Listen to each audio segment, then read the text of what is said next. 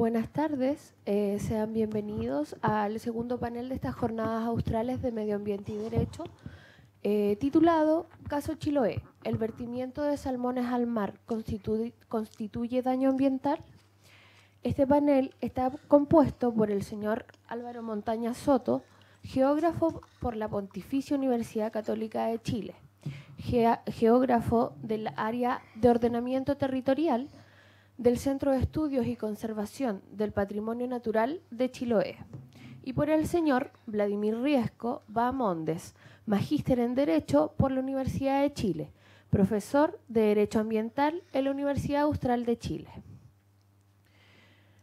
Respecto a la modalidad del panel, cada expositor tendrá un tiempo de 20 minutos para presentar su ponencia.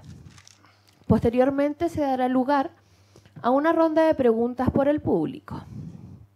Para comenzar, damos paso a la exposición que abre este panel por parte del señor Álvaro Montaña, con su ponencia que se titula Planificación territorial y daño ambiental, el caso de Chiloé.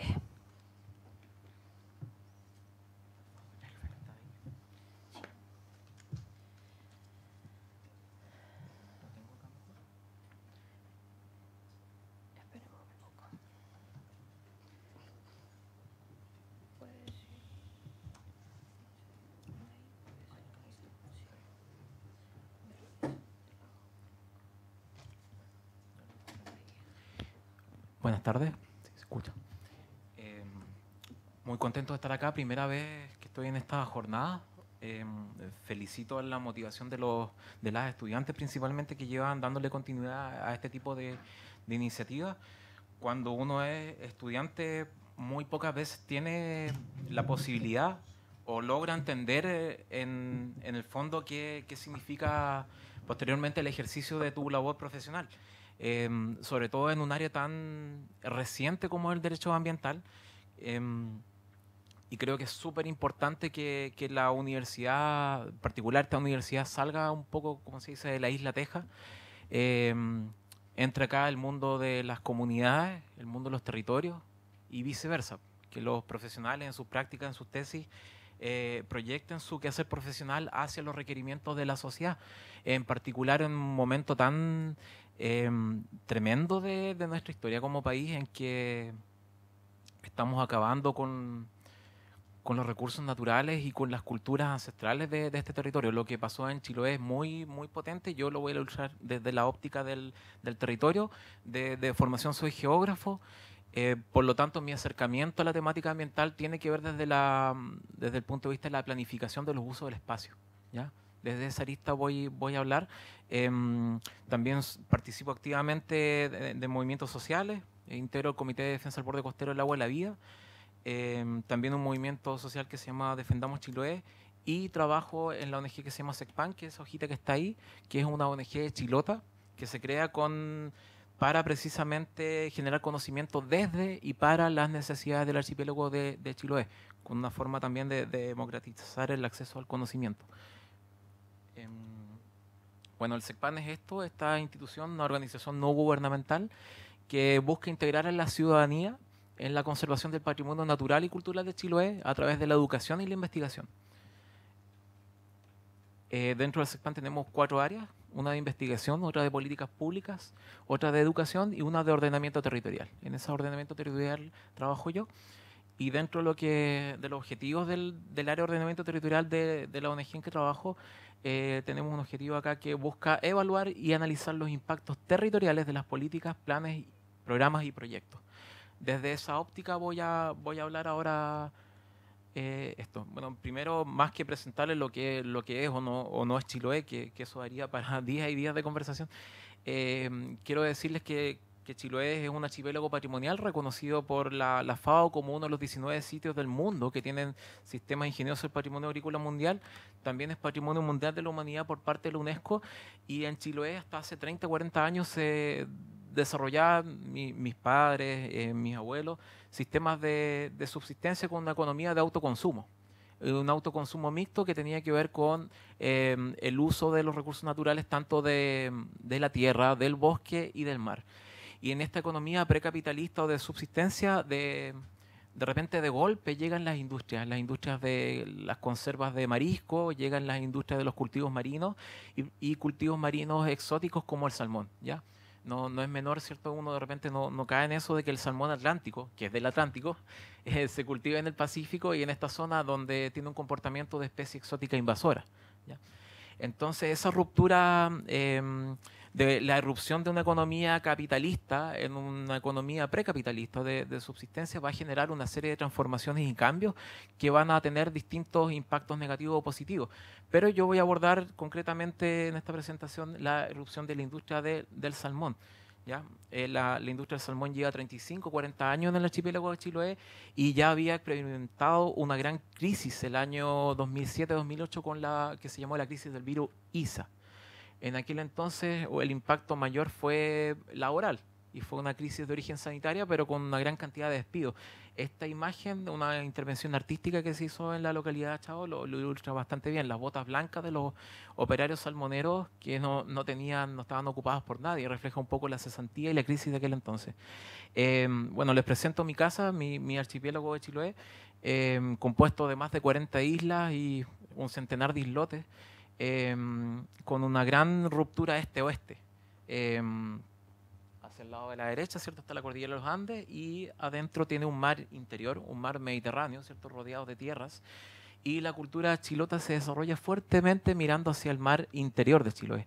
Esos puntitos rojos muestran la gran cantidad de localidades rurales que se ubican mirando hacia el lado oriental. Luego tenemos ahí las comunidades indígenas también, las caletas de pescadores, las carreteras principales, los caminos secundarios, las concesiones acuícolas. Esto es muy importante, ¿cierto? La ley de pesca y acuicultura del año 91, que en el fondo genera una privatización del mar mediante las concesiones acuícolas, va a provocar esta privatización de las aguas y de las playas, los tracts de navegación, las áreas aptas de acuicultura en color celeste. Esto es muy importante porque las AAA o áreas aptas para acuicultura se definen en el año 91 de manera súper arbitraria, en que alguien agarra un mapa y va tirando líneas rectas para unir las zonas de bahías y canales. Eso es planificación territorial. Alguien que en una oficina, probablemente en Santiago, toma un lápiz y dice, defino, esto va a ser área apta para acuicultura y esto no. ¿Ya? Arbitrariamente. Y eso es legal, pero es ilegítimo, ustedes lo saben mejor que yo, y sin estudios de nada para sustentar esta decisión espacial que va a tener una serie de implicancias en lo que es la privatización del mar y, como veremos un poquito más adelante, en lo que hoy día estamos viviendo, que es la contaminación del mar. Eso es San Juan, una localidad del mar interior de Chiloé, de Alcahue. Si se fijan ahí en la imagen tenemos astilleros de Rivera, un cementerio, una iglesia de Patrimonio de la Humanidad, Palafitos, una sede de Junta de Vecinos, cisne de cuello negro y zarapito de pico recto, que son esas manchitas cafés, que son unos pajaritos que vienen desde Alaska. Ahí hay una serie de usos, tanto ancestrales, naturales, culturales, en una pequeña franja de tierra. Y esta otra imagen que muestra los cisnes de cuello negro. Muchos de estos cisnes, cuando ocurrió acá la contaminación del río Cruces, se desplazaron hacia el lago Budi en el norte, pero también se desplazaron hacia Chiloé. Y ahí están tratando de subsistir rodeados de plumavit. ¿Por qué pongo esta imagen o estas dos imágenes? Porque son muy elocuentes de la multiplicidad de usos del borde costero de Chiloé. La multiplicidad de uso del borde costero implica necesariamente un proceso de ordenamiento territorial. Un ordenamiento territorial tiene que ver con la mejor combinación de usos del espacio. Dónde se ubicar cada cosa y en qué cantidad. La segunda imagen de los cisnes, ¿por qué la puse? Porque en el fondo muestra que nuestra convivencia y el desarrollo de actividades de uso intensivo, como la acuicultura de choritos, que ocupa esos plumavit, está prohibida desde el año 2001 por el Reglamento Ambiental de la Acuicultura, el RAMA. Y ahí se establece que no se puede ocupar boyas de plumavit y se siguen ocupando y se siguen acumulando en lugares donde nidifican los cisnes de cuello negro, ¿ya? Esta definición es re importante. El territorio debe ser destinado para la mejor combinación de usos sostenibles. Pero en Chiloé, el mar interior es todo lo contrario. Llegaron las empresas salmoneras amparadas por esta ley de pesca y acuicultura del año 91 y pidieron la totalidad prácticamente del mar, ¿ya? Se apropiaron de algo que para nosotros como chilotes había sido un espacio común, ¿cierto? La casa común, como la denomina el Papa Juan Pablo, no, como el Papa de ahora, Francisco I, ¿cierto? La casa común. Dejó de ser común, se privatizó mediante una ley y se saturó de uso. Eso es la zona centro-oriental de Chiloé. Se ven unas líneas naranjas rodeando las islas. Esos son los espacios aptos para acuicultura. Se fijan, en 30 años, todo lo que está en color rojo se pidió, se entregó como concesión acuícola, y en verde lo que está en trámite, concesión acuícola que se van a entregar. Esto significó una privatización de los caladeros, que son las áreas donde los pescadores van a tirar sus espineles, una contaminación de los bancos naturales de algas y mariscos, que no es parte del folclore, es parte básica de nuestra seguridad y soberanía alimentaria. Y hoy día se configuró un paisaje así.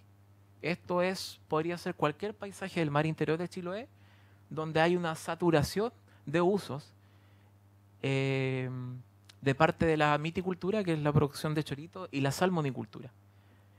Esto claramente va en contra de la definición anterior, que es la mejor combinación de usos del espacio, ¿ya? Estos son los efectos territoriales de las leyes.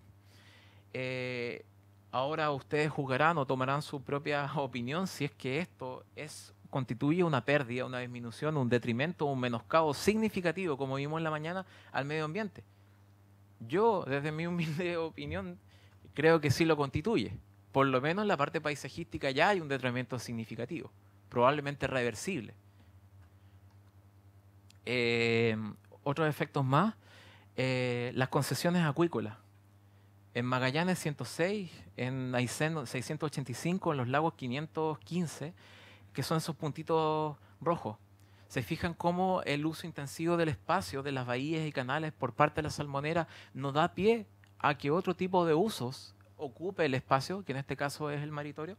Bueno, esto lo voy a saltar un poquito más rápido. Y esto sigue. El año pasado el gobierno regional de Aysén autorizó 41 áreas, que luego se redujeron a 35 áreas aptas para acuicultura en Aysén. Se sigue aplicando la misma lógica desde el año 91 de entrega masiva a una industria de cultivo de especies exóticas que es contaminante, que privatiza el mar y que va en menoscabo de otras actividades o usos alternativos del espacio. Acá me quiero meter un poquito más en la parte técnica. No voy a detallar que para producir 1 kilo de salmón se necesitan desde 5 a 8 kilos de peces nativos, porque los peces comen harina de pescado y comen aceite de pescado. ¿Ya? Esa es otra parte de la historia que tiene que ver con la sustentabilidad, la finitud y la escasez de pescado, que hoy día tenemos en definitiva en Chile, donde tenemos el 70% de nuestras especies nativas sobreexplotadas o agotadas. Sino que vamos a entrar en un punto relativo al aporte de nutrientes al medio marino. ¿Y qué nutrientes? Principalmente nitrógeno y fósforo. Y el nitrógeno que va en los alimentos que se les suministra a los salmones en la jaula, el 75% va al fondo marino.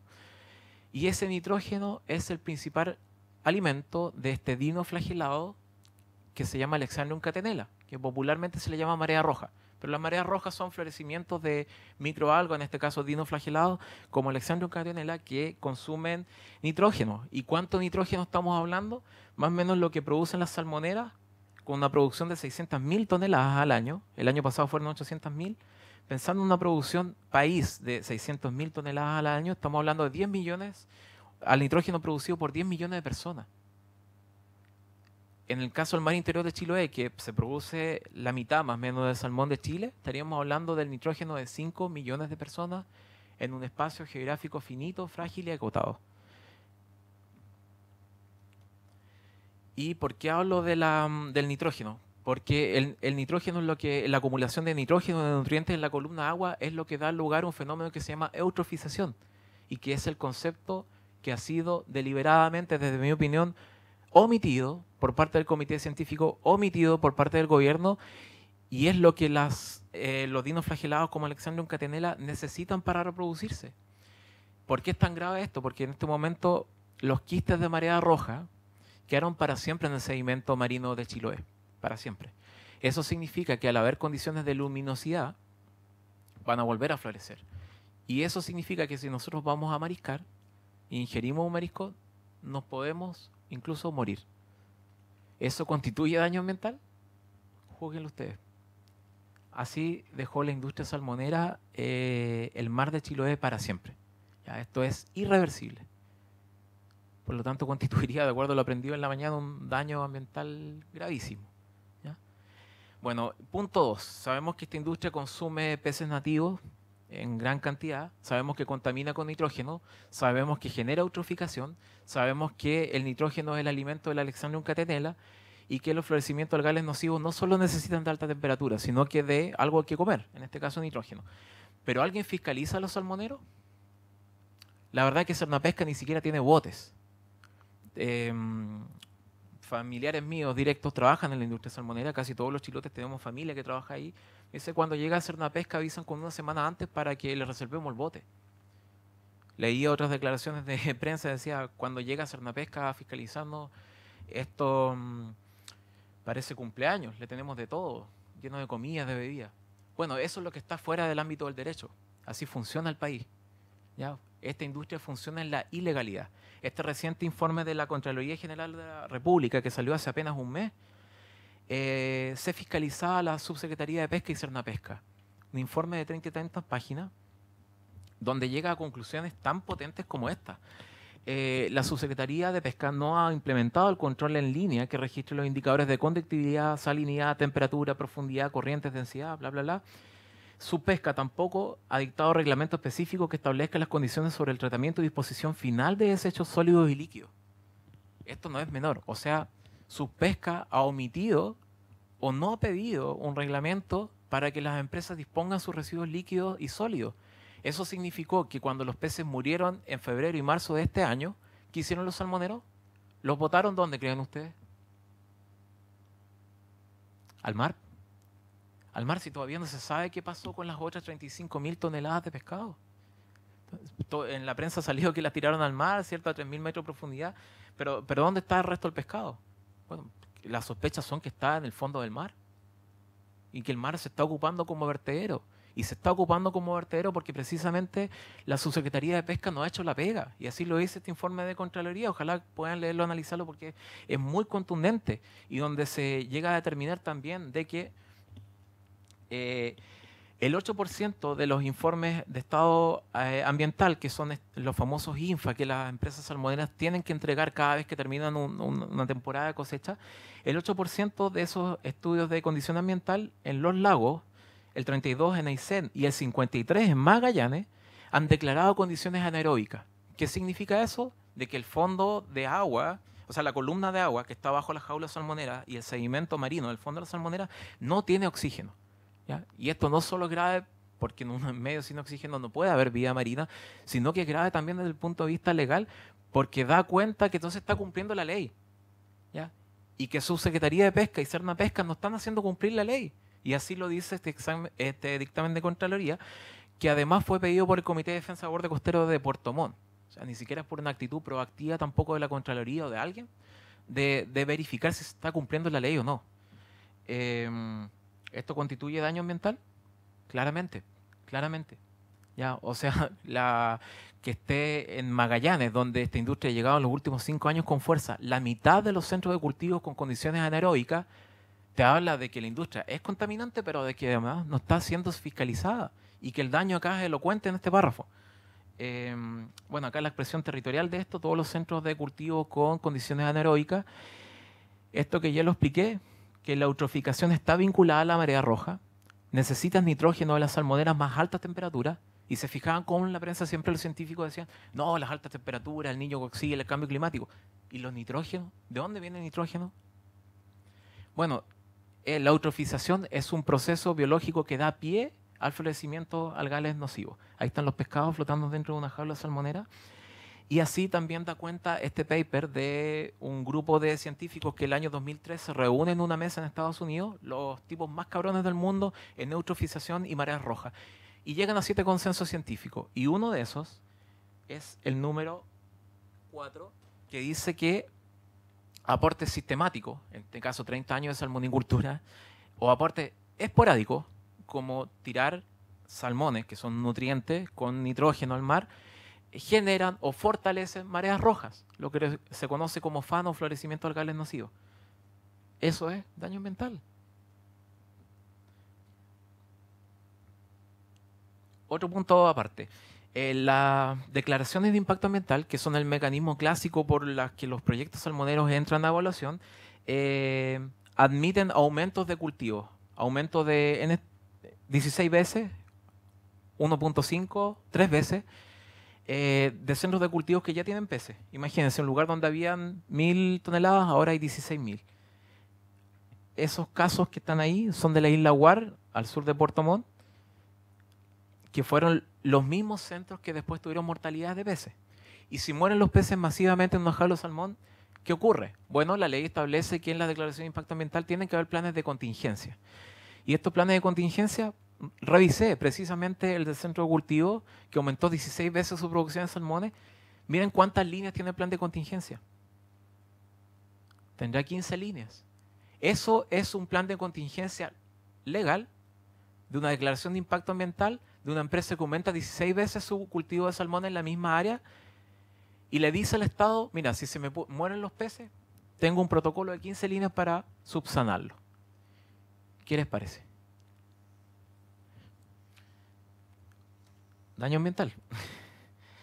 El basurero de las empresas salmoneras fue el mar de Chiloé porque, le decía el dictamen de Contraloría, no había lugares para depositar los pescados podridos. Los planes de contingencia eran tremendamente escuetos, débiles e insuficientes. Y además, su Secretaría de Pesca y Cernapesca no fiscalizaba esta industria.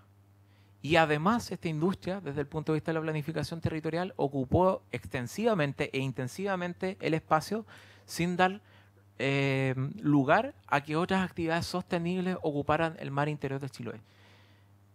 Elementos amplios para entender otros aspectos no contados de la crisis ambiental de Chiloé.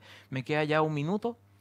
Quería contarles, hablarles de bosque nativo, de agua, del derecho real de conservación, que es la ley 20.936. Quería hablarles también de la ley 20.930, que define los polos de desarrollo energético. Quería hablarles del ordenamiento territorial energético. Quería hablarles también de la instrumentalización de las concesiones mineras, cómo las ocupan las empresas para blindar sus proyectos de energía. Quería hablar de muchas cosas más. El tiempo no lo permite, ya estamos en los 20 minutos, pero quedo contento al menos de haberles contado otros elementos territoriales, ambientales y legales que tienen que ver con la crisis de mayo, que no se entiende solo como una pataleta de los chilotes. Se entiende como una industria contaminante, no fiscalizada por los órganos del Estado, que terminó dañando de manera irreversible el mar, sus recursos y el patrimonio y el hábitat que teníamos los chilotes de manera irreversible. Ahora nunca más vamos a poder volver a comer marisco con tranquilidad. Y esto de la marea roja llegó para quedarse. Los quistes de Alexandrium catenella están en el sedimento marino y la geografía y el medio físico natural de Chiloé, el mar, nuestro mar, quedó contaminado para siempre. Es muy triste lo que vivimos. Yo apelo a que, en concreto de esta facultad, de los estudiantes que están escuchando esto, salgan profesionales con ética, porque antes que la legalidad o antes que el derecho están las personas, está la ética, y la ética es anterior al derecho, ¿ya? Y acá uno tiene que tomar una postura política, una postura de vida, ustedes como futuros abogados, si es que van a estar para al servicio de la industria salmonera, por ejemplo, de la industria forestal, de la industria hidroeléctrica, o van a estar del lado de las comunidades, del lado de la naturaleza que no tiene quien la defienda, y del lado de los territorios que están siendo aniquilados por este modelo capitalista que nadie regula y donde el Estado ha actuado, por lo menos en el caso de Chiloé, haciendo con una responsabilidad por omisión deliberada durante los últimos años en el control de esta industria que nos ha golpeado duramente. Apelo eso a que alguien le haga eco a estas palabras y que el día de mañana más gente se sume a apoyar las luchas por la defensa de la vida. Acá no estamos contra el progreso y el desarrollo, estamos por vivir bien en nuestros lugares, por mantener nuestra cultura y nuestros paisajes. Así que gracias por escucharme y eso.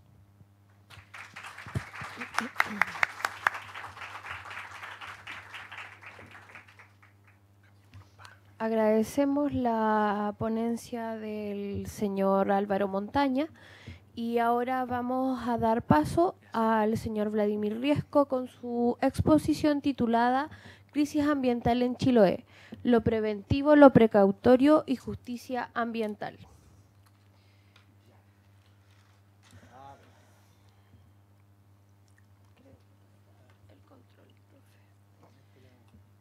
Probemos si sirve, si no.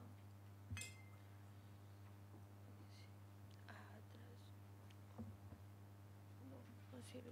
Vean de acá.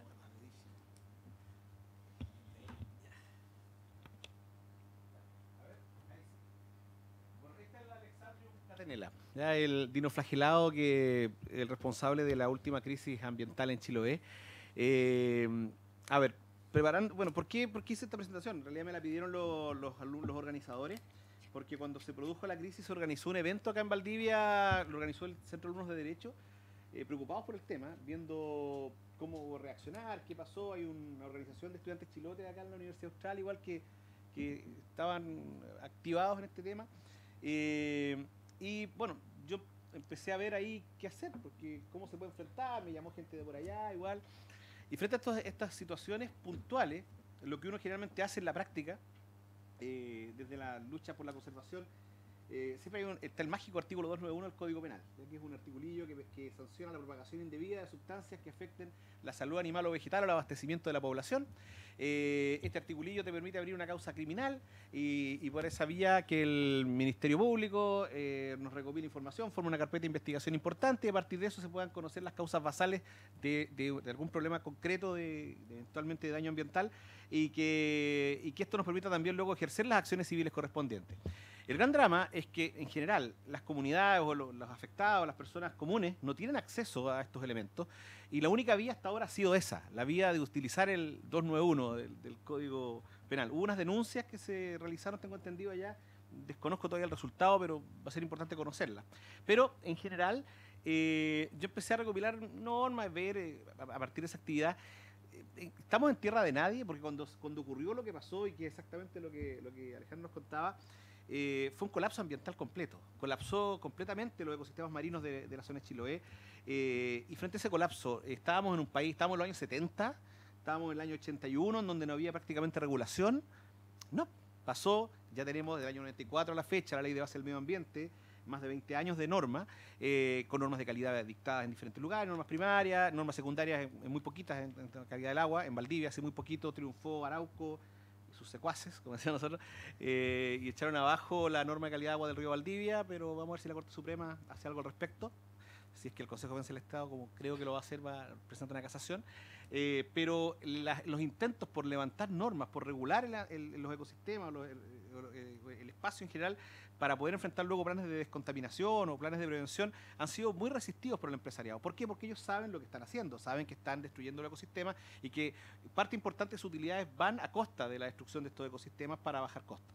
Pues bien, viendo el entorno, claro, justamente el tema de Alexandrum catenella, las proliferaciones, las floraciones de algas nocivas, las FAN que se denominan genéricamente, se producen por distintas razones, ya mayor radiación, temperatura en la columna de agua, pero fundamentalmente también, y lo que es importante, salinidad y nutrientes. Y justamente los datos que nos da Alejandro, la cantidad de nutrientes presentes en las aguas de los mares interiores chilenos son enormes y por tanto constituyen el caldo de cultivo, el espacio natural para que estas proliferaciones se generen. De hecho, este año las proliferaciones de algas y la Alexandrum catenella llegó hasta nuestras costas, llegó hasta Valdivia. Y estuvimos afectados por la marea roja. Y por tanto, año tras año, cuando se provoquen aumentos de temperatura producto del cambio climático, vamos a volver a tener este mismo problema. Y renglón seguido, hay 9 proyectos de cultivos marinos en la costa de la provincia de Valdivia que están en discusión, están actualmente en Contraloría, se están objetando, y había una participación ciudadana masiva, aterrorizados por lo que pasó en Chiloé, para oponerse al desarrollo de esas actividades en nuestra región, en aguas abiertas, y a diferencia que en Chiloé, que es mucho más peligroso aún, porque son aguas más cerradas. Bueno, ¿en qué contexto ocurrió esto?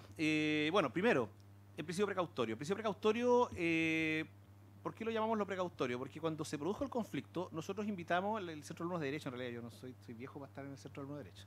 Los chicos de Derecho, yo les di unos datos de unos colegas, les dije, oye, tal persona y tal persona pueden darte un dato y ver o plantear hipótesis científicas que indiquen más o menos qué es lo que está pasando allá. Nadie quiso asistir. Así que tuvimos que ir unos compañeros, unos biólogos marinos amigos, gente por aquí y por allá, a exponer y a contarnos de qué se trata esto de la Alexandrum catenella, ¿ya? Porque nadie quería ir. ¿Por qué? Porque hay proyectos, hay peguitas, hay cosillas. Entonces, nadie quiso mojarse con el tema, nadie. Entonces, bueno, planteamos este tema y yo en general planteé algunas ideas. Primero, en el contexto a ver, cuando existen dudas sobre la certeza científica, cuando existe frente a un daño ambiental grave e irreparable, y no existe certeza científica sobre las medidas más apropiadas para enfrentar este daño grave e irreparable, la falta de certeza no puede ser razón suficiente para no adoptar medidas para evitarlo. ¿Ya? Ese principio, que es el principio precautorio, que está recogido por el principio 15 de la Declaración de Río del año 92, muy antiguo, también está presente el artículo 1b de la Ley de Pesca y Acuicultura. Lo vamos a ver más adelante. De hecho, este principio, cuando nosotros estudiamos los principios formativos del derecho ambiental en el curso, lo planteamos como un principio que viene desde fuera, ¿cachai? Un principio que es muy avanzado, muy potente, pero que no está expresamente indicado en el mensaje de la Ley 19.300. ¿Ya? Pero que sí está presente en nuestro ordenamiento jurídico, sigue incorporando a través de la Convención de Biodiversidad, en uno de sus considerandos hace referencia a lo precautorio. Hoy día está expresamente consagrado en la Ley de Pesca, el artículo 1b, luego lo vamos a ver, el enfoque precautorio, está presente. Por tanto, la eventual adopción de medidas, la implementación de medidas, avanzar hacia algunas medidas para evitar o enfrentar esta crisis antes de que se produzca, porque indicio de que se iba a producir hay desde la crisis del Caligo chilensis, pues esa crisis fue como hace 10 años atrás. O sea, hace 10 años ya que estamos teniendo problemas sistemáticos de crisis ambientales y sanitarias en los mares de Chiloé. Y hasta ahora se desencadenó y se desencadenó nomás. Otro principio fundamental de nuestro ordenamiento jurídico ambiental, el principio preventivo que recoge el CIA, está presente en el sistema de evaluación de impacto ambiental, es el principio más importante que tenemos en nuestro ordenamiento jurídico ambiental, que plantea la necesidad de anticiparse a los problemas ambientales por cuando una vez que estos se producen y si tienen la envergadura de un daño ambiental, muchas veces son o muy costosos o imposibles de reparar. Este principio alimenta el sistema de evaluación de impacto ambiental. Y aquí un aspecto importante a considerar. Claramente, el artículo 8 de la Ley 19.300 establece que los proyectos o actividades enumerados en el artículo 10 solo pueden ejecutarse o modificarse previa evaluación de sus impactos ambientales. O sea, yo no puedo ejecutar un proyecto de los enumerados en el artículo 10, y en este caso el artículo 10 tengo entendido letra N, que son los proyectos acuícolas, sin contar con una evaluación de impacto ambiental de ciertas magnitudes que están definidas en forma precisa en el artículo 3, letra N del reglamento, del Decreto Supremo 40. Artículo 10, letra N, proyectos de explotación intensiva, cultivo y plantas procesadoras de recursos hidrobiológicos ingresan al CIA, se acotan luego en varias letras, números dentro de la letra N del artículo 3 del Decreto Supremo 40, cuáles son los que ingresan al sistema de evaluación de impacto ambiental. Pues bien, el grueso de los proyectos que hoy día tuvieron problemas o que han tenido problemas sanitarios son proyectos sometidos al sistema. ¿Ya? Son proyectos que pasaron por el CIA. Son proyectos que, tal como nos contabas, tienen planes de contingencia para fugas de salmones, por ejemplo, o para otros problemas de orden sanitario. Y además, la Ley 19.300 establece la posibilidad incluso de modificar las resoluciones ambientales, artículo 25 quinques de la última reforma, cuando las variables ambientales no se comporten como se esperaba. ¿Ya? O sea, cuando existan situaciones extrañas, impactos ambientales no previstos, o situaciones que requieran la intervención, es factible incluso modificar una RCA. Pues bien, yo voy a volver acá después de este articulito.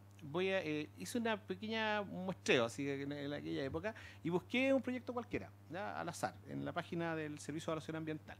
Y encontré uno que era un centro de engorda de salmones, cuya pertinencia había sido la 21.21.03.018 y la resolución de calificación ambiental, la resolución 340 del 2 de julio del 2013. Y bueno, esto está en todas, pues también está en la resolución de calificación ambiental del proyecto de celulosa Arauco Valdivia cuando ocurrió lo de los cisnes. Se llama la obligación, se impone una carga en la resolución de calificación ambiental al responsable del proyecto de actividad de denunciar los impactos ambientales no previstos. En el número 12 se establece que el titular del proyecto debe informar inmediatamente a la Dirección Regional del Servicio de Evaluación Ambiental de la región de los lagos y a la Superintendencia del Medio Ambiente la ocurrencia de impactos ambientales no previstos o de la declaración de impacto ambiental, asumiendo acto seguido las acciones necesarias para abordarlos. Si se detectó mortandad, problemas de orden sanitario, claramente era una obligación impuesta por la resolución de calificación ambiental respectiva que los responsables del centro inmediatamente se comuniquen con las autoridades ambientales para comunicar lo que estaba sucediendo. De forma inmediata. ¿Ya? No es necesario que los vayan a fiscalizar. Ellos debían haberlo hecho inmediatamente. ¿Ya? ¿Por qué? Porque este es un impacto ambiental no previsto y está incorporado en todas las RCA. En todas las RCA está presente este elemento. ¿Ya? Pues bien, sin perjuicio de lo anterior, y recogiendo los principios antes indicados, ya en respuesta a las reiteradas crisis, la del Caligo chilense y la del virus ISA, el año 2013 se introduce una nueva modificación a la Ley General de Pesca y Acuicultura, por la cual a través de la Ley 20.657, donde se incorpora un artículo 1b, y que en lo teórico es súper bueno, porque, digo en lo teórico, porque en la práctica vemos que no pasa nada, pero en lo teórico es súper interesante porque se incorpora formalmente a un texto de rango legal vigente el principio precautorio. Se indica, el objetivo de esta ley, la ley de pesca, es la conservación y el uso sustentable de los recursos hidrobiológicos. Los recursos hidrobiológicos son las especies hidrobiológicas útiles para el ser humano. Y especies hidrobiológicas son todas aquellas especies o seres vivientes que tengan en el agua algunos de sus ciclos de vida, algunos de sus ciclos vitales. Cuando son utilizadas por el ser humano, se llama recurso hidrobiológico. Entonces, lo que se busca es el uso sustentable de los recursos hidrobiológicos. Antes ya se había emitido el año 2003 una política nacional de acuicultura que recogía los principios de sustentabilidad, equidad, etc. Sin embargo, esa política claramente fracasó en forma absoluta porque después del 2003 se produjo la crisis del Caligus, luego la crisis de virus Isa y ahora el colapso de los ecosistemas marinos de Chiloé. Bueno, y ¿cuáles van a ser las vías por las cuales se asegura este objetivo de sustentabilidad? Bueno, primero el enfoque precautorio. Expresamente se incorpora un enfoque ecosistémico respecto a la regulación pesquera, ¿ya? Y la salvaguarda de los ecosistemas marinos que existan estos recursos. O sea, ya el artículo 1b hoy día establece como un requisito fundamental el enfoque precautorio en el manejo de los cultivos marinos y en la actividad que deben asumir tanto los entes fiscalizadores como los propios fiscalizados. Además, en la ley de pesca hoy día está incorporado el artículo 74, expresamente obliga al responsable, al titular de una concesión de acuicultura, a asumir labores de limpieza, asegurar la limpieza y el equilibrio ecológico de la zona concedida. Es una obligación permanente que le corresponde al titular de los proyectos respectivos. Artículo 86. Evitar la introducción de enfermedades de alto riesgo, ¿ya? Y especies que constituyan plagas, aislar su presencia en caso que ocurran, evitar su propagación y propender a su erradicación. Obligación también del responsable del proyecto.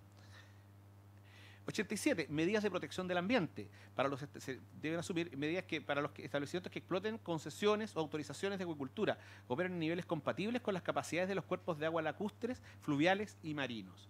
Pues bien, en general, las concesiones... ¿Cómo se desarrolla la actividad acuícola? La actividad acuícola requiere de una concesión de acuicultura que se otorgará dentro de un área apta para la acuicultura. Eso se crea en el año 91. Antes eso no existía y antes bastaba una concesión marítima y una autorización de la Subsecretaría de Pesca para poder desarrollar un cultivo acuícola. ¿Qué es lo que ocurrió? En el año 91 se dicta esta ley que establece la declaratoria de áreas aptas para la agricultura previendo que ya iban a haber problemas de orden sanitario con la actividad acuícola. ¿Qué pasó? El artículo 5º transitorio de la ley de pesca estableció que quienes fueran titulares de una concesión acuícola o que tuvieran una concesión marítima, pero que estuvieran esperando la concesión acuícola, estuvieran esperando la concesión marítima, se les otorgaba el derecho a comenzar a operar, ¿ya? Sí, aun cuando no se hubiera declarado el área apta para la acuicultura.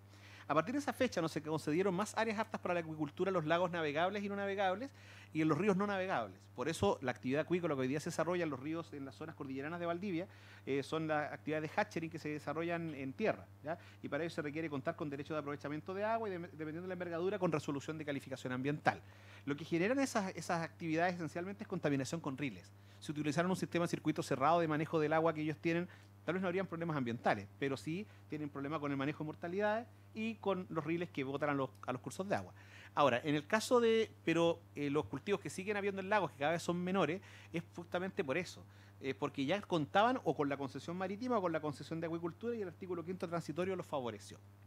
Ahora, sin embargo, a pesar de todas estas salvaguardas, el proceso ha seguido avanzando y las crisis ambientales han sido cada vez más agudas. Y ahí tenemos un problema claro. ¿Qué es lo que falla? Falla la fiscalización, porque si vemos que muchas veces dicen, no, es que un tema que falta normativa. Pero en este caso no, un tema normativa. Al igual como ocurrió con la ley de bosque del año 32, tempranamente, el año 31, teníamos una norma que protegía las cuencas hídricas en Chile, que prohibía la corta de árboles o arbustos nativos a menos de 200 metros de los cauces, o sea, de los manantiales, dice, 400 metros en pendiente, 200 metros en zonas planas.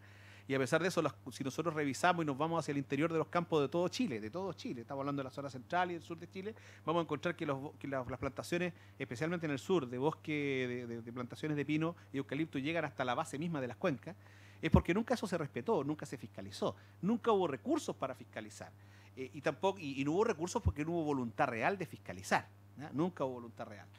En este caso ocurrió exactamente lo mismo. Y quiero detenerme para hacer un pequeño paralelo. En otro evento que organizamos acá, vimos la situación del agua. Y el año 2013, la Universidad Diego Portales, en su informe anual de derechos humanos, planteó por primera vez que la crisis del agua, la falta de acceso al agua en algunas comunidades ya se está transformando en Chile en un problema de derechos humanos, especialmente en Petorca, en la quinta región. Es sabido por todos que el río Copiapó no llegó agua durante más de 10 años hasta las inundaciones del año pasado. ¿Por qué pasó eso? Porque el año 81 se otorgaron derechos de aprovechamiento de agua que él lo solicitara y no existía catastro de agua.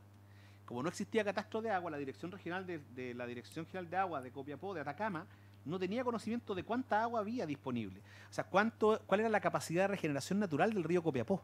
¿Cuál era la capacidad de regeneración para que vuelva a haber agua ahí? No se sabía. Entonces se constituyeron derechos de aprovechamiento, comenzó el auge económico de fines de los 80, se empezó a sacar el agua porque hubieron cultivos de, qué sé yo, de parronales, qué sé yo. ¿Qué ocurrió? Finalmente, simplemente se secaron los ríos, ¿no?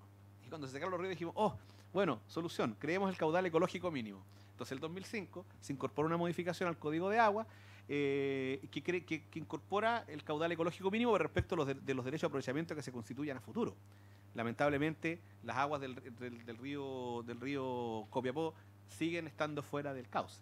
Bueno, ocurre exactamente lo mismo acá. O sea, acá, claramente, cuando se constituyeron las áreas aptas para la acuicultura, tal como señalaba Alejandro, hay varias publicaciones bien interesantes donde se indica exactamente la misma situación. Lo que se hizo fue un estudio cartográfico, ¿ya? En escritorio, un estudio de gabinete. Se tomaron los mapas y se dijo, a ver, hay solicitudes de alguna, están solicitadas para concesiones marítimas o para otros usos en los sectores donde queremos constituir áreas aptas para la acuicultura. No se consultó, no se estudió profundidades, corrientes, condiciones físicas, materiales del espacio donde se iban a otorgar declarar estas áreas, y simplemente se constituyeron nomás. Lo mismo que pasó cuando se otorgaron derecho a aprovechamiento de agua sin tener un catastro de agua. Consecuencia, las zonas aptas para la acuicultura que se constituyeron cartográficamente terminaron siendo no aptas para la acuicultura y colapsaron. Pero además colapsaron porque la presencia de cultivos es gigantesca, entonces se satura el ecosistema. Finalmente, para cerrar esta parte, porque ahí quiero dejarlos con una pequeña reflexión que es más estratégica. Finalmente, el gran problema que tenemos nosotros acá es que la capacidad de carga de los ecosistemas teóricamente sí es considerada por nuestro ordenamiento jurídico. Incluso en los criterios que se usan para someter al CIA estos proyectos, se considera en el fondo el impacto que va a generar en el cuerpo de agua donde va a impactar, pero por la magnitud de los mismos. Pero en la práctica esto no se fiscaliza adecuadamente y por tanto es letra muerta. Ahora, y está pasando lo mismo que pasó con la crisis del Código de Agua del 81. Exactamente lo mismo. Colapsa un modelo de negocio que está acompañado de un marco normativo que es uno de los pilares del modelo extractivista que tenemos en Chile. El colapso del modelo neoliberal en Chile implica el colapso institucional y normativo que regula este modelo. Y lo que hay en Chiloé, claro, es daño ambiental, pero de una envergadura bíblica. Entonces, tan grande, yo estuve viendo ahora una demanda por daño ambiental que presentó la municipalidad de Ancud en contra de la Directemar y en contra de la Serna Pesca. Pero yo, lamentablemente, encuentro que está bien que se haga y todo, pero es un saludo a la bandera, porque en la práctica, ¿cómo vas a reparar el daño ambiental causado ahí, físicamente? En los criterios, sí, claro, según lo que nos señaló el fiscal de la Superintendencia del Medio Ambiente, los costos involucrados técnicamente es muy difícil. ¿Qué es lo que hay que hacer? Permitir que se regenere naturalmente esos ecosistemas a través de la moratoria de esta actividad. O sea, acá simplemente tiene que paralizarse la actividad salmonera, no sé si 100%, pero en un porcentaje importantísimo, y hay diversos mecanismos para hacerlo. Los incumplimientos de la RCA pueden llevar a procedimientos sancionatorios que terminan incluso con las revocatorias de la RCA. O sea, tú podrías cerrar centros de salmón solo por el hecho de no denunciar los impactos no previstos y otros impactos más. Si tú ves el manejo de contingencia que tuvieron y hay infracción a las RCA respectivas, se debieran estar incluyendo hoy día por superintendencia procedimientos fiscalizadores y sancionatorios en contra de todos los centros de cultivo que incurrieron en esas prácticas. Y si es necesario revocar RCA, bueno, se revocarán RCA nomás. Pues, y si la gente sale a la calle a marchar porque cerraron la salmonera, no sé, pues, eso está carabineros nomás. Acá no podemos nosotros estar entregados a que nos chantajean por esto otro y se sigue destruyendo el patrimonio natural del país. Ojo, Chile es bañado por la corriente de Humboldt, que junto con la corriente de Benguela son las fuentes de proteína marina más importantes del planeta. Y la estamos agotando. Y ahí quiero dejarlo con esta última reflexión antes de terminar. Ya me están aquí. Bueno, hay un estudioso de estos temas, Daniel Pauli, plantea la ineficiencia del sistema de cultivo de salmón. El cultivo de salmón en el fondo es alimentar con fauna marina, a través de harina de pescado y aceite, a otros peces para que sustituir especies de menos valor comercial por especies de más valor comercial. Pero el desperdicio de proteína marina y de recursos de recursos para el país es gigantesco. Entonces, la actividad acuícola, concebida como hoy día existe en Chile, es absolutamente inviable. Es absolutamente inviable. Por cuanto constituye un atentado contra nuestra principal fuente de proteína marina, que es la corriente de Humboldt. ¿Cómo enfrentar esto? ¿Cómo debiera ser un modelo alternativo? Bueno, que se base en el principio de la soberanía alimentaria. Si producimos alimentos suficientes para alimentar a parte importante del planeta, primero es satisfacer los requerimientos alimentarios de la región, de nuestra gente, proteger estos ecosistemas para que puedan seguir produciendo alimentos, y de lo contrario no nos vamos a poder seguir lamentando. Ahora, yo creo que de lo contrario, ¿qué va a ocurrir? La naturaleza se cura sola. La Alexandrium catenella va a proliferar, ahí van a quedar estos recursos, y ahí van a quedar. ¿Y la gente qué va a hacer? ¿Va a migrar? Entonces, yo encuentro que lo que pasó en Chiloé es un colapso, es un gigante. Bueno, hay escenarios de daño ambiental, pero no son susceptibles de ser enfrentados con la acción por daño ambiental. Esto va más allá. Es un tema de colapso del sistema. Entonces, creo que es muy serio y hay que enfrentarlo con la seriedad que el problema requiere. Eso, gracias. ¿Entendemos bien? Sí. Muchas gracias al señor Vladimir Riesco por su exposición. Y ahora vamos a continuar con la ronda de preguntas. Se ruega, por favor, a los asistentes que las preguntas sean breves y concisas y en atención al tiempo para poder seguir con el orden del programa. Y se abre la palabra, por favor.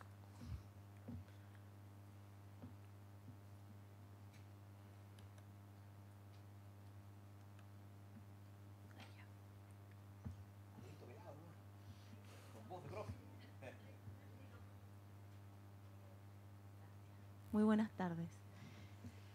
Mi pregunta, bueno, y después de descubrir esto, porque yo la verdad es que no conocía en profundidad lo ocurrido en Chiloé, y en base a lo que ustedes han expuesto ambos, y teniendo en vista que, como bien se indicó, existen estos principios precautorios y preventivos, ¿cierto? No cabe sino preguntarse, porque claro, existen hoy día las acciones que son en el fondo persecutorias del daño que existe, pero el daño ya está hecho. ¿De qué manera podríamos empoderar tal vez la acción que realiza, en el fondo, la actividad que realiza el Servicio de Evaluación de Impacto Ambiental para que esto no ocurra? Y lo voy a exponer de la siguiente manera. Todas las declaraciones, los estudios que ingresan y en el fondo la calificación que finalmente sale de ahí están realizadas en base a datos que el propio solicitante ingresa.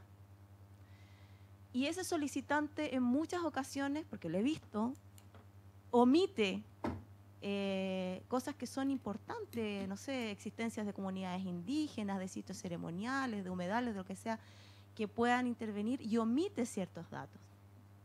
Y que finalmente hace que la resolución de calificación ambiental no tenga en vista, en el fondo, estos antecedentes para determinar lo que corresponda. Entonces, me pregunto si no será necesario que exista, ¿cierto?, en este servicio en particular, funcionarios que vayan más allá de analizar lo que se les presenta y que tengan también una labor investigadora.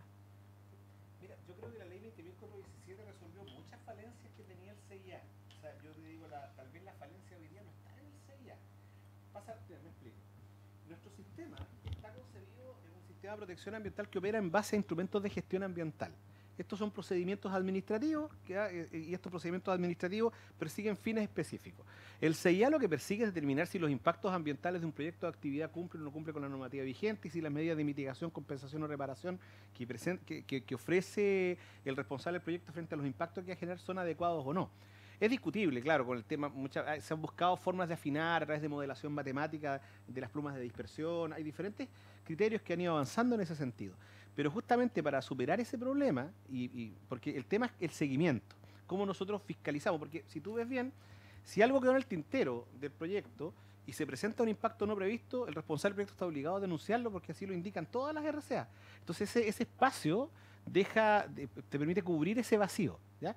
Pero el problema está que ¿quién fiscaliza? Bueno, hoy día, antes era peor, porque antes se fiscalizaba a través de comités operativos de fiscalización que se constituían para los proyectos más conflictivos, en donde se coordinaban a partir de un funcionario del servicio de la CONAMA, se coordinaban a los servicios públicos fiscalizadores. Hoy día existe la superintendencia, con planes de fiscalización que son regionales, anuales, hay más músculo para eso. Pero el tema está en que, si bien ha habido un mejoramiento normativo, ese mejoramiento normativo no ha estado acompañado de un aumento presupuestario suficiente para contar con un equipo fiscalizador adecuado, permanente, que estén en terreno, que estén fiscalizando, porque acá se vio claramente que hay un déficit de fiscalización. O sea, acá la fiscalización fue pobrísima. Si se hubiera fiscalizado, siguiendo los principios que están, y la presencia de RCA, tal vez esto se podría haber evitado. Una. Pero también otra cosa, y que va muy ligado a la exposición de Alejandro del ordenamiento territorial. Nosotros hacemos operar el sistema de evaluación de impacto ambiental sobre territorios que no están regulados. Y el sistema nuestro está concebido para contar previamente con ello, para resolver los problemas de localización de proyectos con algunos mecanismos de ordenamiento territorial. ¿Cuáles pueden ser? Que no son de ordenamiento territorial, pero sí pueden servir. Las normas de calidad, normas secundarias de calidad. Hay muy poquitas de agua, muy poquitas, y las poquitas que hay se resisten. Ahora se está implementando los planes regionales de ordenamiento territorial que se han creado en varios lugares. Están los planes de la Política Nacional de su borde costero, también está esta zonificación del borde costero. Pero estaba en un reglamento primero, luego se le quiso dar un rango legal, pero ahí hay que resolver eso. Yo creo que el tema del ordenamiento territorial es clave como una política preventiva de planificar el uso del territorio a fin de evitar que se puedan enfrentar actividades incompatibles, y esas incompatibles sacarlas, las más riesgosas, o disminuirlas. Entonces, el problema es que toda la suerte de un territorio se juega en el CIA, y eso no debiera ser así. No debiera ser así. ¿Por qué? Porque el CIA es un instrumento que sirve. O sea, que era muy re malo al principio, pero antes no había nada. Entonces, mira, de la nada ahora está esto, y es verdad, ahora está. Y hoy día ha mejorado harto. O sea, hoy día, mira, ejemplo, el caso del proyecto Pililín, que es un proyecto chiquitito que tenemos acá, eólico, que es bien polémico. Nosotros como Universidad Austral no hicimos parte, yo hablo como Universidad Austral porque ahí me contrató la U para hacer las observaciones como universidad. Nos opusimos al proyecto porque afecta terrenos de la universidad y espacios donde la universidad desarrolla actividad académica. Pero un proyecto que, si vemos los impactos comparados con esta catástrofe de acá, es nada, pues es un proyecto menor. Bueno, ese proyecto tiene, no sé si serán 500 o 600 observaciones que tienen que hacerse cargo a la autoridad, observaciones fundadas. El proyecto es muy poco viable. Yo creo que ese proyecto no va a subsistir las observaciones. ¿Y quién las detectó? Los servicios públicos, el SAC hizo observaciones súper potentes sobre respecto a la presencia de fauna. O sea, el nivel de depuración que ha logrado hoy día el CIA en el análisis de proyectos, al menos lo que veo yo en mi región, acá en Valdivia, se ha superado harto. Yo le estoy haciendo seguimiento a proyectos del año 2004, más o menos, del principio. Y, a ver, nosotros empezamos con el primer proyecto del ducto al mar de Mewin, el antiguo, el primero. Entonces, en la práctica nosotros hemos visto que se ha ido mejorando eso, pero aún es insuficiente. Y es insuficiente no por falla en el CIA solamente, sino por estas otras fallas que te decía que son más globales, más de sistema. Complementando un poquito la globalidad de tu pregunta respecto a la institucionalidad ambiental, comparto no puedo estar más de acuerdo con casi todo lo que ha dicho Vladimir. Quiero hablar del impacto acumulativo y del impacto ambiental sinérgico, ¿ya? Porque acá el sistema de evaluación de impacto ambiental de cada uno de estos centros de cultivos salmoneros entra el sistema por cada proyectito. Pero ¿qué pasa cuando en un año entran 100 proyectitos y cada proyectito aumenta su cultivo en 16 veces, como el caso que vimos? Ahí se producen impactos ambientales no previstos que se llaman técnicamente sinérgicos o acumulativos.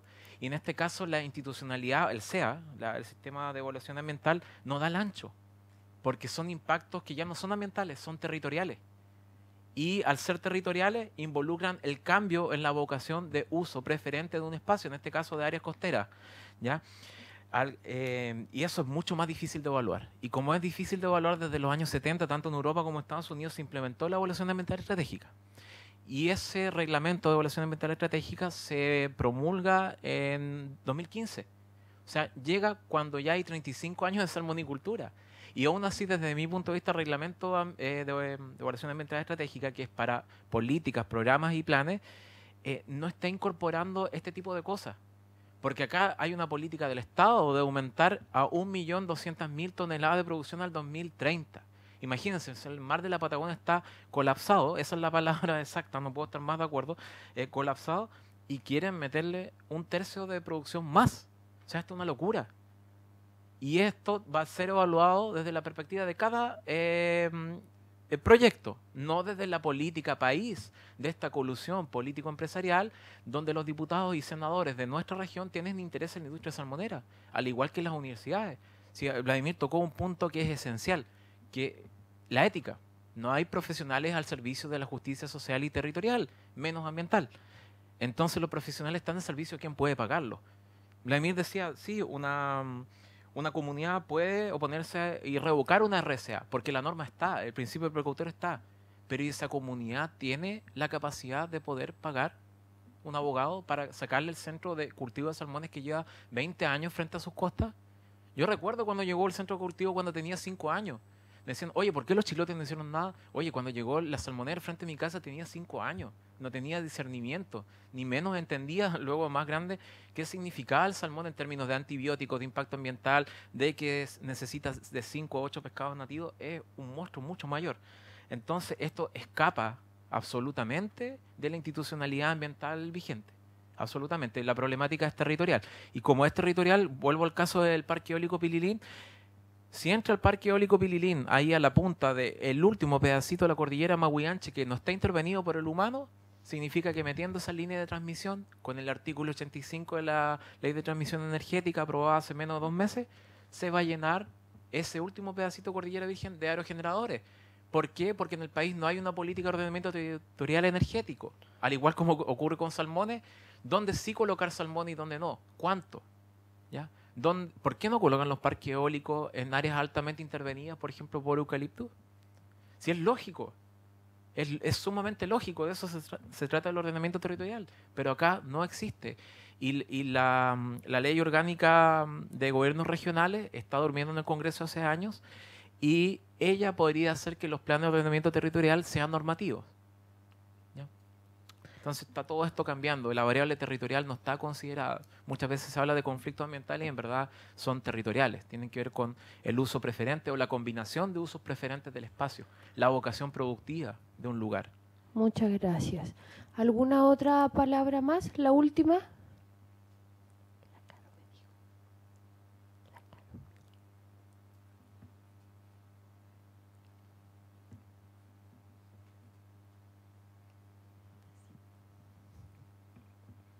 Sí. Hola, buenas tardes. Yo quería hacer una pregunta al profesor Vladimir Riesco.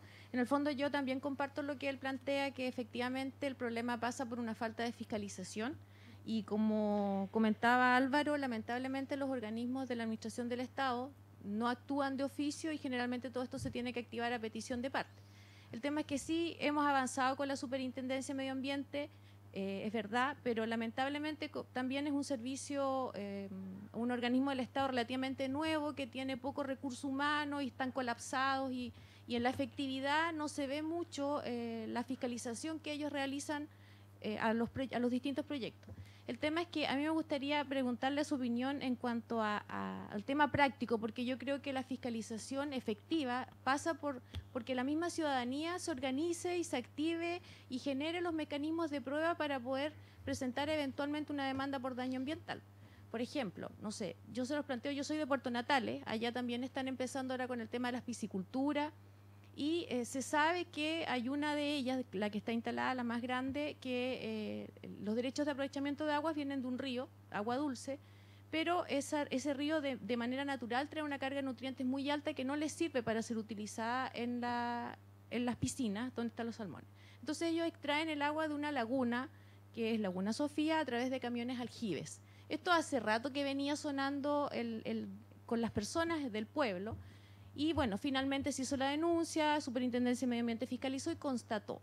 Pero aún, esto va 1 año y medio más o menos, no hace la formulación de cargos, por lo tanto el proceso es reservado. No se puede conocer del contenido ni de las pruebas hasta que se realiza formulación de cargos y esto va a llevar su tiempo.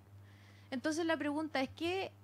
O en el caso que, por ejemplo, una actividad piscicultura vierta riles en un río y uno como persona común y corriente vea el hecho, el incumplimiento, para no esperar que la superintendencia o algún Cernapesca o otro servicio vaya y fiscalice y se avisen o lo que suceda, ¿cómo ¿qué se le ocurre a usted en la práctica que pudiera hacer uno como ciudadano común y corriente para poder generar las pruebas que después van a servir para constatar el incumplimiento en una posible demanda por daño ambiental, por ejemplo? No sé, tomar una fotografía o si uno toma una muestra después, ¿cómo acreditar que efectivamente fue tomada tal día, tal? Eso. Mira, la ley 24/17 crea la figura de la denuncia ciudadana respecto de la superintendencia. También se puede hacer desde los municipios. O sea, existe el mecanismo hoy día, el mecanismo concreto, y se te considera la parte en el procedimiento administrativo, se te van a notificar las actuaciones y todo. Así que eso es un avance. O sea, se crea ese mecanismo. En el fondo, lo que está detrás de eso es la práctica que existan millones de fiscalizadores. O sea, que todos nosotros podamos ser fiscalizadores de las normas a partir de nuestra acción organizada. El tema es que muchas veces, bueno, aquí hemos tenido experiencias buenas porque está la universidad y eso nos salva a N, ¿cachai? O sea, porque hoy día, por ejemplo, muchos chicos hoy día es fácil filmar con cámaras submarinas, hace 5 años atrás eran inalcanzables, hoy día hay más material, están los drones, o sea, tú voy a hacer cosas. Claro, mira, lo que nosotros hemos estado haciendo, lo que yo hago siempre, pero es una maldad que no le cuenten a nadie fuera de la sala, es una maldad que hago yo. Que no haya ningún fiscal aquí, no hay nadie del Ministerio Público acá. La Santa Fiscalía es la que nos salva a nosotros. Cuando son contaminación hídrica, peces muertos, denuncia 291 del Código Penal, el 102 ahora, porque era antes 136 de la ley de pesca, creo que hubo 102, 103 de la ley de pesca con la modificación que con otro número. Que sanciona penalmente la propagación indebida o el vertimiento sin tratamiento de sustancias que puedan afectar los recursos hidrobiológicos, en el caso de la ley de pesca, o salud animal o vegetal o abastecimiento de la población. A partir de eso se inicia una investigación desformalizada en el Ministerio Público. Ellos remiten antecedentes a la Veridema, que por suerte tenemos asiento de la Veridema en Valdivia, pero antes venían de Santiago, pero ahora están acá. Y de acá van a ir para allá, o sea, van a ir a Natalia, ustedes están más complicados porque están más alejados, y ellos son bien acuciosos, pero la denuncia tiene que ser inmediata, o sea, tiene que ser al tiro, inmediata, o sea, si tú detectas, cuando hay mortandad de peces o un color extraño en el agua, denunciar inmediatamente. Nosotros acá hemos tenido suerte con eso, y muchas veces nos ha ayudado hasta la prensa, o sea, un día hicimos una foto, la mandamos a la radio Bio Bio, llegó la radio Bio Bio, llegó inmediatamente investigaciones, y se tomaron muestras el mismo día, y producto de eso se inició un procedimiento sancionatorio contra Arauco, que se va a expresar en formalizaciones contra los ejecutivos de Arauco pronto, dentro de un mes más. Hay cargos ya en la superintendencia, pero esto viene en el 2014, o sea, igual se ha demorado, pero los tenemos complicados. Yo no sé qué van a hacer con la FCC y con sus certificaciones cuando se formalice a su ejecutivo. Y ojo, pues anecdótico, aprovecho de pelar. La noche que se produjo la emisión masiva, destruyeron con algún aparato la estación de monitoreo de la Dirección General de Agua, en el mismo lugar donde se produjo el derrame. Y no hay denuncia hecha por el MOP ni DGA. No. Hay denuncia penal, ¿no? Porque se robaron los equipos. Esa estación estaba ahí hace 30 años.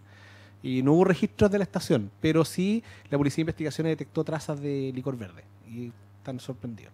Entonces ahí se trabaja de esa forma. Yo creo que la denuncia penal ayuda mucho. Es lo que uno tiene al alcance. Y si no, con notario nomás. Y si el notario es buena onda y va, pero ya todo el dejo.